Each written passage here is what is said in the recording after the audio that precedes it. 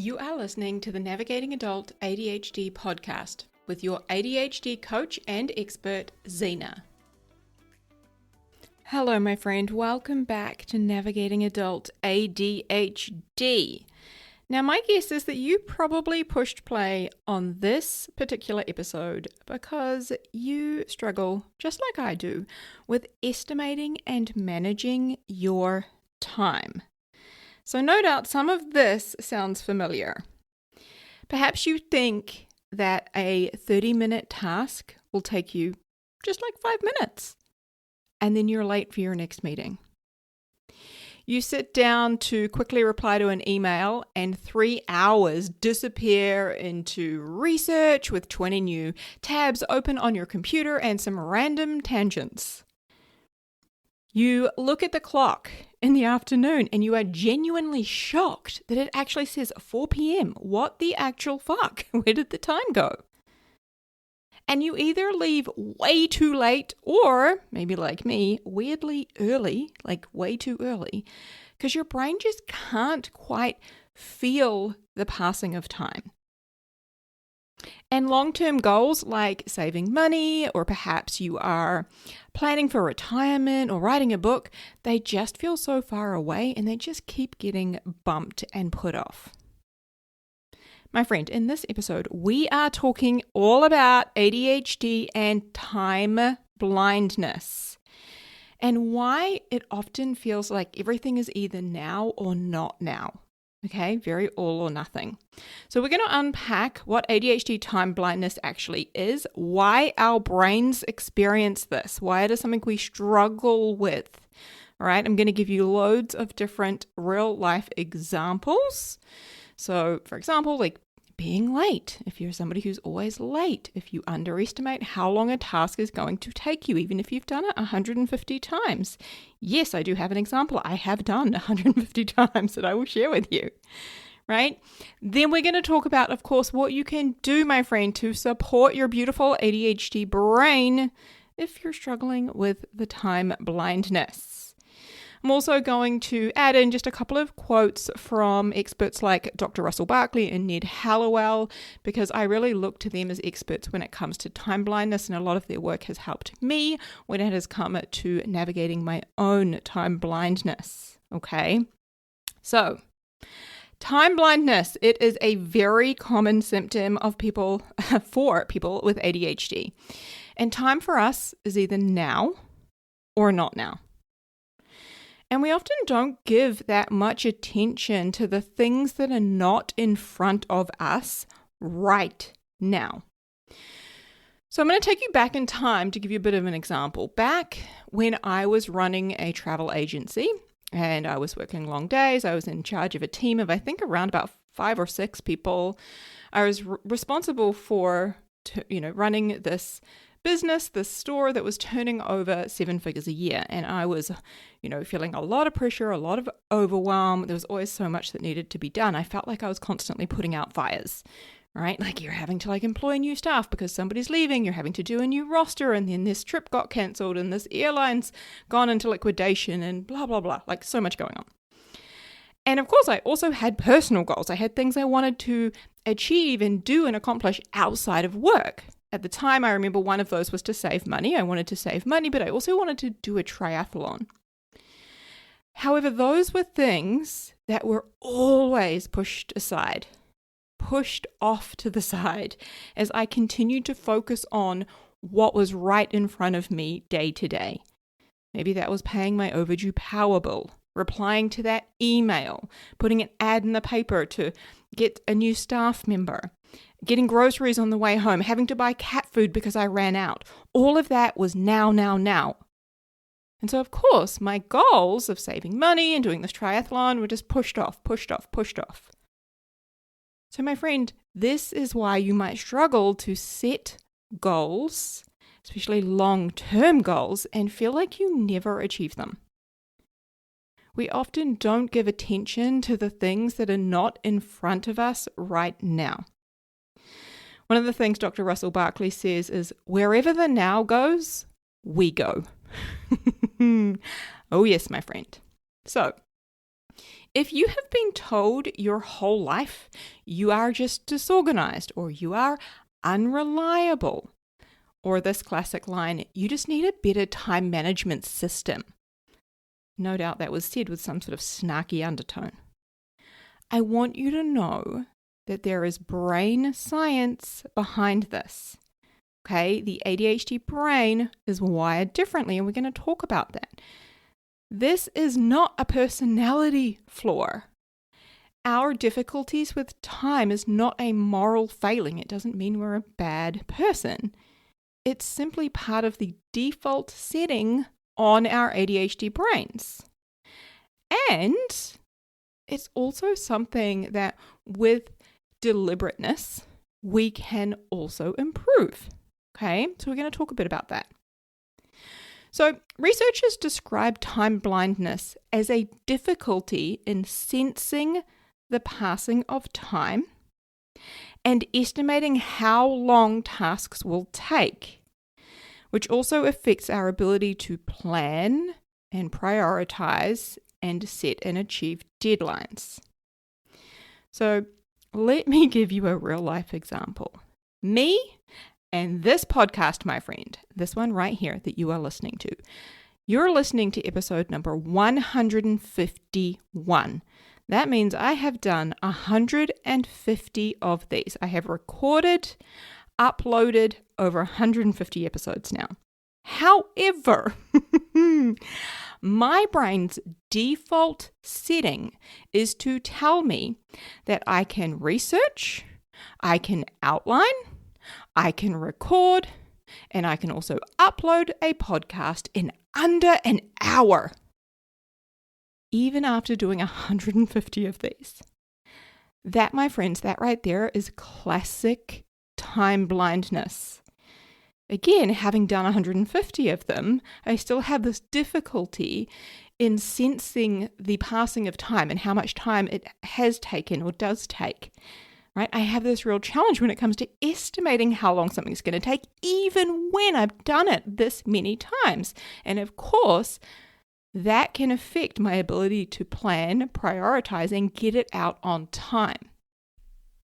So, let me share a couple of ways that you might see this showing up throughout your life. At work, it might be that you underestimate how long it takes to write a report or prepare for a presentation, which then means that you stay late at the office and you have to take work home on the weekends.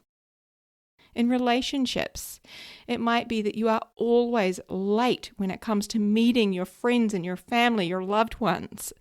You're always running late. And then you're drowning in the shame because they make a comment about your lateness and you feel terrible.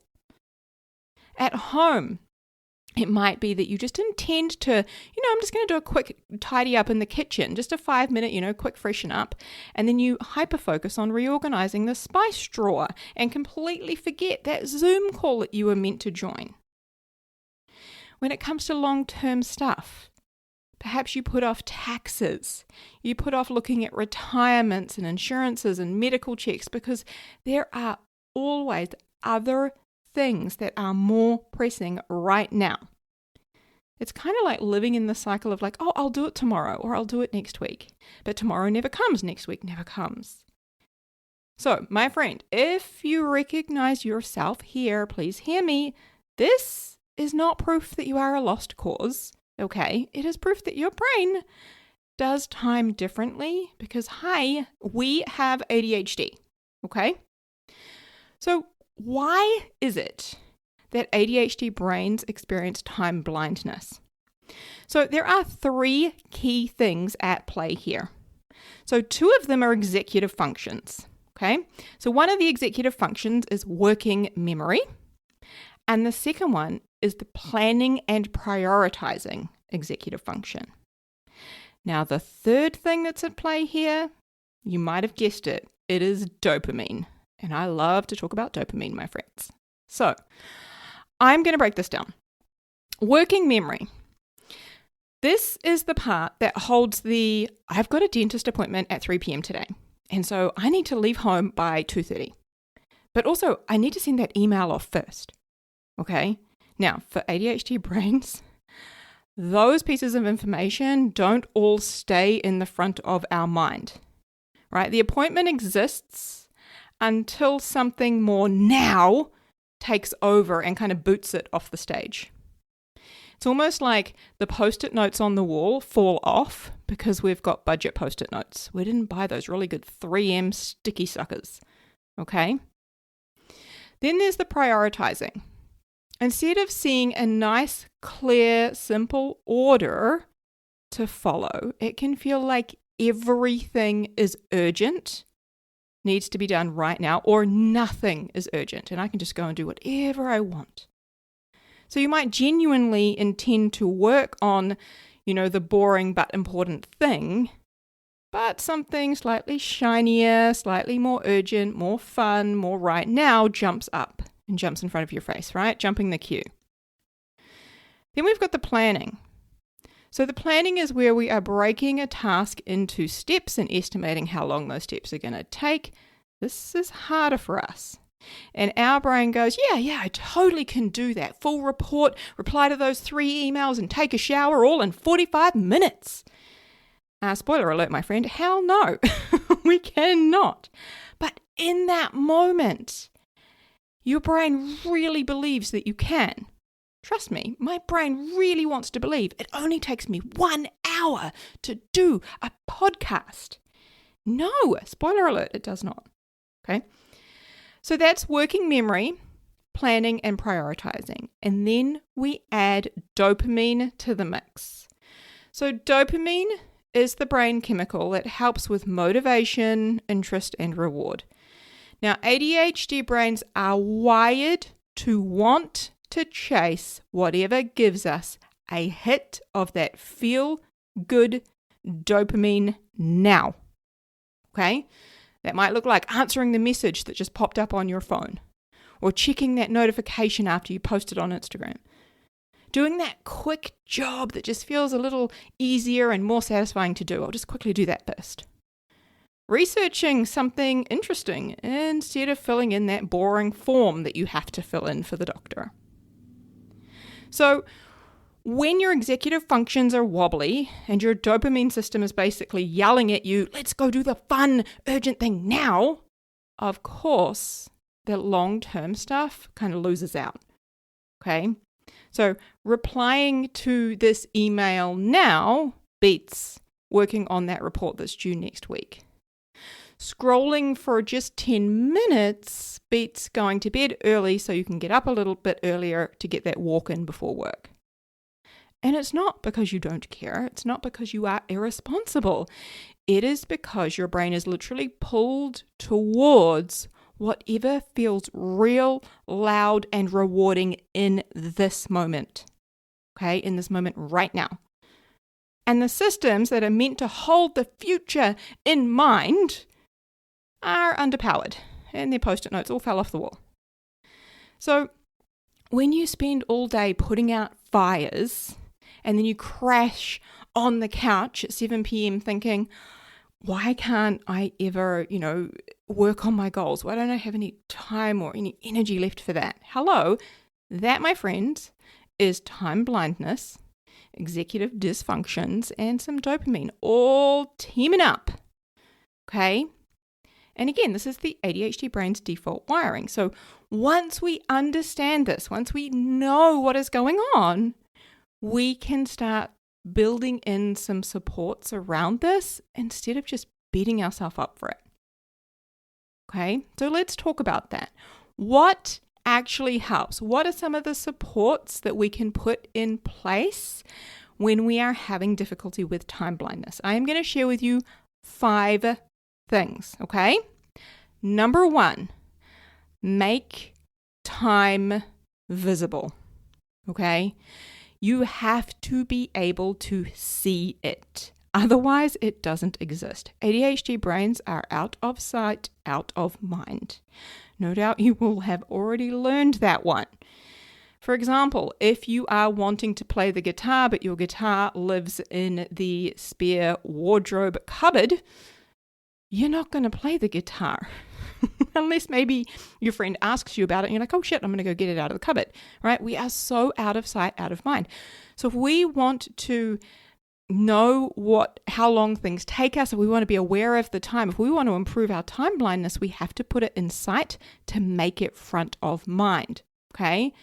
So you can get, off Temu, off Amazon, off anywhere like that, you can get visible clocks that you can have, that you can select a certain amount of time, like maybe 20 minutes, and it will alert you with a little alarm after 20 minutes has passed. And this really helps you to feel and understand the passing of time and how long things will take you, especially if, like me, you seem to think, oh, it's only going to take me an hour to do that. And then the alarm goes off and you're like, holy shit, I'm not even halfway. Wow, I so underestimated that. Okay, so analog clocks in key places, in all the places, my friends. In the kitchen, in the office, in the bedroom, in the bathroom, in all of the places. It never ceases to amaze me when somebody will say to me, I just thought it took me 5 minutes to get ready, and then you had me time it, and I realized it actually takes me 25 minutes. And I'm like, yeah, crazy, right? Our brain likes to say it's just 5 minutes. I can be ready in 5 minutes. No, it's 25 minutes. Put a clock in the bathroom and watch it. Okay? So visual timers, visual clocks, making it visual.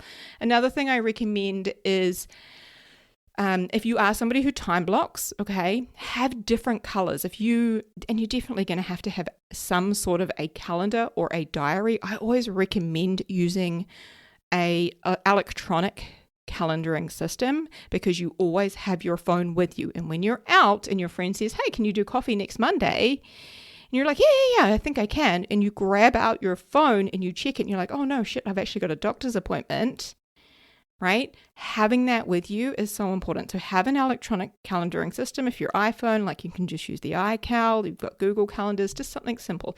Now, I also suggest, especially if you're a visual person, when you get home, transfer that to something visual. For example, in our kitchen, we have this giant chalkboard wall. It's like a chalk wall, basically, and it has a calendar on it, like a whole month calendar on it.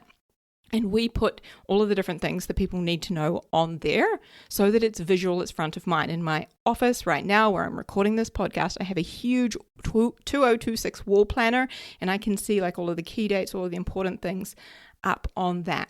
Making it visual is so important. And again, if we can use different colors, like on our chalkboard, different colors for different people. Okay, so pink for me, of course, right? Blue for the boys, green for my partner, that sort of a thing. Okay, and if you saw the ADHD Not Just Hyper documentary, I'm pretty sure you actually got to see that calendar. I'm pretty sure they did a skim of that in the background. So number 1 is making time visible. So important. Number 2 is to externalize your memory.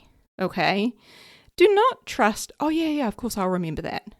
My friend, my brain is so cute when it says that. I laugh at myself now when I'm like, yeah, I'll remember it. And I'm like, I'm so cute. No, I won't. Oh my gosh. We're not going to remember the things. That's okay. Calendar it. Okay? Calendar anything that happens at a specific time. Anything you need to remember. If it's so-and-so's birthday, make sure you repeat it for every single year. Okay? Calendar it. And use alarms, shitloads of them. I kid you not. And also use Siri or Alexa. Have Siri remind you at 7 a.m. every morning to take your medication, right? Have Siri, and the funny thing is, I don't even know where my phone is. Oh, that's probably a good thing because I'm sure Siri would start talking to me as I record this, right?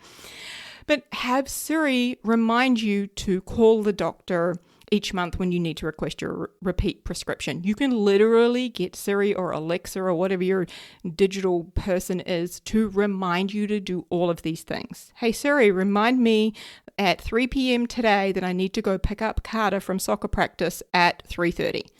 Okay?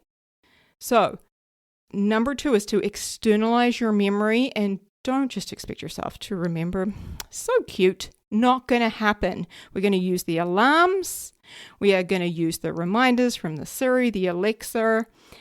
And again, like having that visual giant chalkboard in our kitchen. I'm not saying it has to be a chalkboard, but something visual that everyone can see is a really good idea, right? Number 3, my friend, you have to take time to plan your time. There's this quote that really pisses me off because it's very accurate, and it is, failing to plan is planning to fail. It just pisses me off. It does, but I'm like, it's so true, right? Especially with like the longer term things. When you fail to plan the days that you're going to train for your triathlon, or you fail to plan the days that you are going to write your book, then it's not going to come to fruition. Okay, so we actually have to set time aside to plan our time. And this is really, really key. This helps hugely with time blindness, my friend.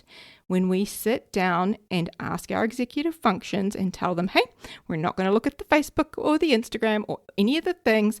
We are going to plan out our time for this week. We're going to look at this month, right? And we're going to plan it. Now, the key here is to break everything down into teeny, tiny steps, okay? Remember how my brain is super cute and it thinks that it only takes an hour to record a podcast? No. So for the podcast example, I allow 45 minutes to research the episode. Now, researching for me takes 45 to an hour, but I allow 45 minutes to outline it. And outlining for me typically takes around 30 minutes, but sometimes it can go a little over. So it's kind of like I've allocated for that.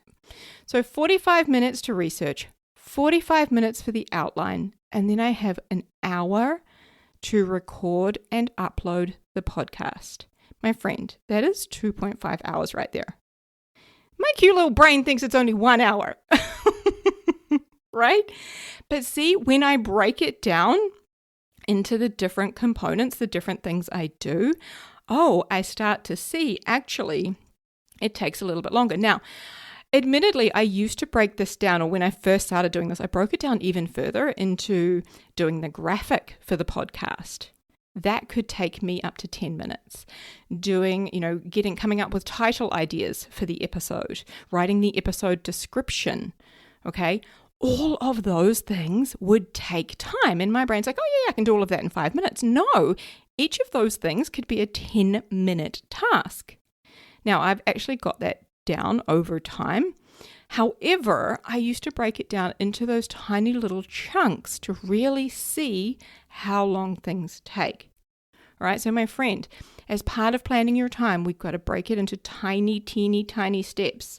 Instead of writing a book, it would be write the outline or write 5 pages in this time that I have here.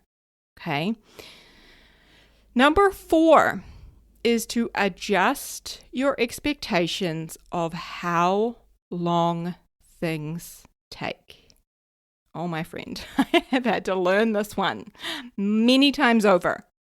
So you got to ask yourself, is allowing 30 minutes to research this paper a fair and reasonable amount of time? Is it actually a kind amount of time to give myself? Often when I ask that second question, is this a kind amount of time to give myself to get this done? The answer is no. I'm like, God damn it. And I'll give myself a bit more time. Okay. So we've got to do a bit of a reality check, right? And one thing that's very helpful when it comes to adjusting our expectations of how long things take is just to time things. I'm not saying you got to time your whole life, but when it comes to getting ready in the morning, if that's one of those things you think is going to take you 5 minutes and then your partner's always like, why are you late? Why can't you just be on time? Time it. It's so fascinating. What you think is going to take you 5 minutes might take you 25 minutes to pick an outfit, to do your hair, to put on a bit of makeup, all the things. Okay? And again, this can be really helpful at work. Maybe you time how long it takes for you to reply to 5 emails, or you time how long it takes for you to actually create that report. How much work do you actually put into that? How long does that actually take? Because that data is so valuable to have. Okay, so number 4 is adjusting our expectations of how long things actually take. Number 5, and I really think that this might just be the most important one. I know it definitely has been for me. Number 5, my friend, you got to learn how to manage your mind. So when you have planned out your time, and let's say you have set aside an hour to sit down and look at your finances and make a plan about saving money this year, here's what's going to happen. Your brain is going to go, fuck that. I don't want to do that. I don't feel like it. Your brain is going to want to check Instagram. It's going to want to reply to Kate's email. It's probably even going to want to clean out the fruit and vegetable drawer in the fridge because you're pretty sure you saw something growing in there, and that sounds way more appealing than doing this right now. Okay? What I'm saying is don't expect your brain to want to do it just because you've set time aside for it. I'm going to say that again.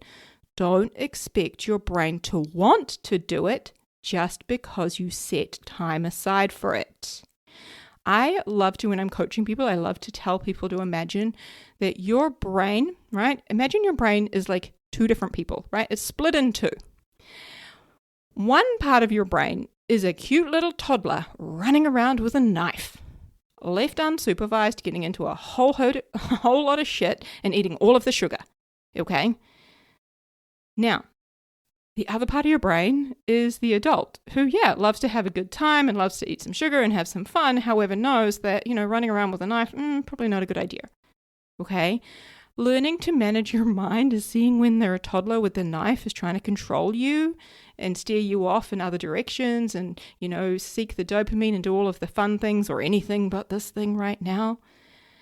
And learning to say, not right now. This is the thing I'm going to sit down and do. I understand it's uncomfortable and my brain doesn't want to do it. That doesn't mean I can't do it. Okay? This is a very powerful thing to be able to do. It's a skill that we can learn. Okay? And it's how I record a podcast many weeks when I'm doing this. It's how I do it because my brain's like, but I could just reply to that email and then I could maybe I could just go for a walk and then I could just I was going to do that and I had this really cool idea and I could just outline that EFT tapping ADHD course that I've been thinking about. That'd be so fun. And I'm like, no brain, this is the time where we have set aside to draft, outline and record the podcast. So that's what we're going to do now. Okay?